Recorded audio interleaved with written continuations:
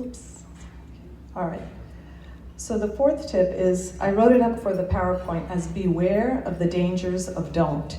In the article, I actually wrote it up as having fun wasn't haram in our home, meaning it wasn't impermissible, it wasn't prohibited, but we kept the home environment as halal as possible, as permissible as possible. So what beware of the dangers of don't means is that kids should not be growing up hearing no, no, no, no, no. They should actually be growing up hearing yes, yes, yes, yes, yes. And we want our kids to feel that their religion enables them to have a full and happy life. And they shouldn't be seeing it as a religion of restriction and constriction. Later on, obviously, they're gonna learn the fiqh rules and why we don't do the different things that we don't do. But in the early years, it requires that we be very, very creative in how we say no to our kids. And a small example that I'll give for the home environment is many of these parents told me that they had very, very tight media control in the home.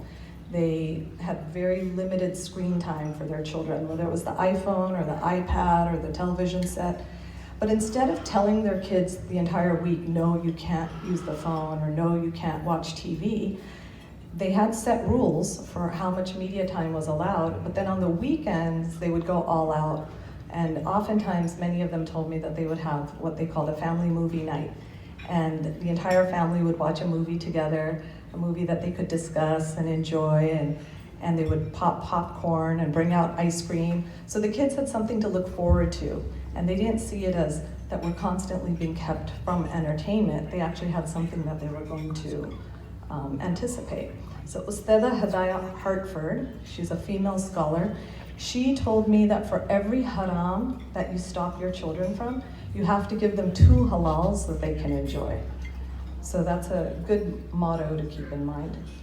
And the one tip that I want everybody to take from beware of the dangers of don't, which is really about what kind of a home environment we have, is that every single one of these parents told me that they did not allow internet-enabled devices or television sets in the privacy of their children's bedrooms.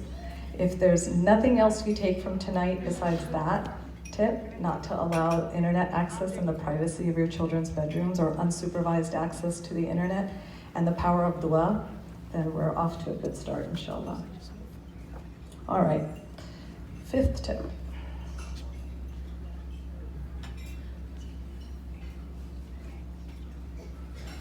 I don't know why this is so slow. Okay. These parents told me, and the kids, that our parents didn't just talk the talk, they walked the walk, which means that their parents practiced what they preached. There is nobody who picks up on hypocrisy quicker than children. We may think that they're not noticing, but they actually are. And they're like sponges. Whatever is around them, that's what they're soaking up, and when they get squeezed, that's what comes out. And Dr. Rania Awad said that children listen with their eyes. Children listen with their eyes. And one young man told me that he remembers his father weeping when he missed a prayer. He one time missed a prayer in his son's presence, and the son witnessed his father break down in tears of remorse.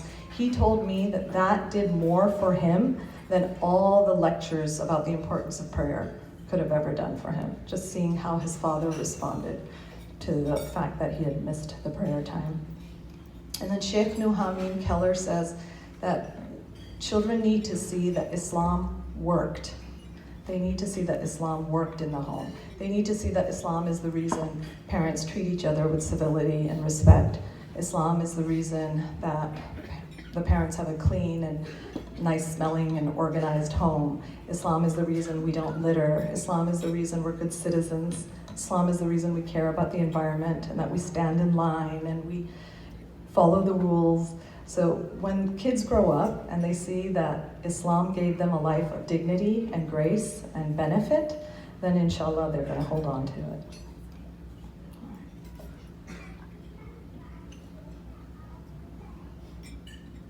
Okay, the 6th tip was, I wasn't afraid to be the bad guy, but I didn't behave badly. That means that these parents said that while they were friendly with their children, they didn't try to be their children's best friends. Your best friend is not going to tell you that you need to brush your teeth. Your best friend's not going to tell you you need to go to bed on time. Your best friend's not going to tell you that you need to perform all 5 of your prayers. So there's 3 kinds of parenting out there. There's permissive parenting, which is also called jellyfish parenting, where the parents are always whining and begging their kids to listen and the kids are ignoring them. Then there's authoritarian parenting, which is also known as brick wall parenting, where it's my way or the highway, only my rules matter, only the adults get to have a say in anything. And then the third form of parenting, which is considered the best form of parenting, is authoritative parenting, which is also called backbone parenting. It's where parents say what they mean and they mean what they say, and kids actually respect their authority in their lives. And a really good book that I'd like to recommend that teaches about how to be an authoritative parent is a book by Dr. Leonard Sachs. His last name is spelled S-A-X, and it's called The Collapse of Parenting. The Collapse of Parenting. All right.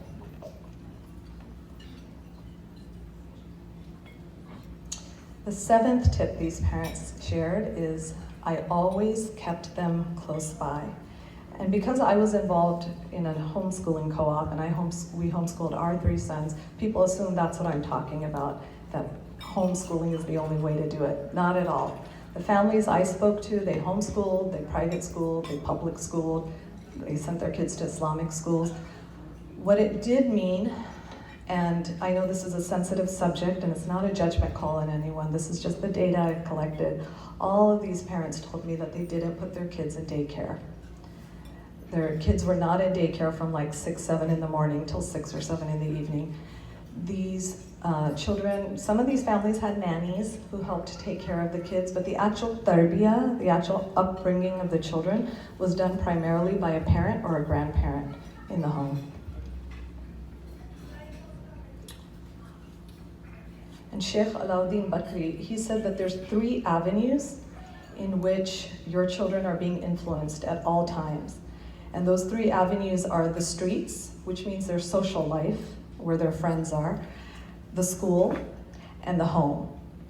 The streets, the school, and the home. And he said that you have to be winning in 2 out of 3 of those avenues. You have to be the primary influence in your kids' lives in 2 out of 3 of those avenues.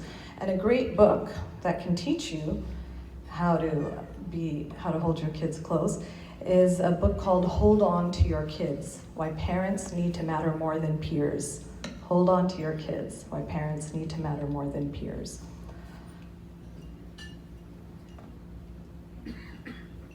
The 8th tip, we didn't spoil our kids, nor did we praise them too much. That means that these parents were very, very worried and very aware about their kids' nufus, their kids' egos. They were very concerned about their children's spiritual development, not just their academic and their physical development. And an anecdote I'd like to share with you is, I had a student in my homeschooling co-op. Many of you have heard of North Star School. And North Star here in the Bay Area, every year in the month of Rabiul Awwal, they have a national poetry competition where they have students from all over the country submit poems written in praise of the Prophet ﷺ. And there's usually a theme that they've chosen, which the kids write on. And then they have their annual fundraiser, and at the fundraiser, in front of hundreds of people, they announce who won the poetry competition. So one year, one of the students from our homeschooling co-op won, and we were very, very proud of her. And it was announced at the banquet that she was the first place winner. And at that same time, I was organizing an event at our local Islamic center. So I took the little girl's mom aside, and I asked her if it would be possible for this girl to come and recite the poem at the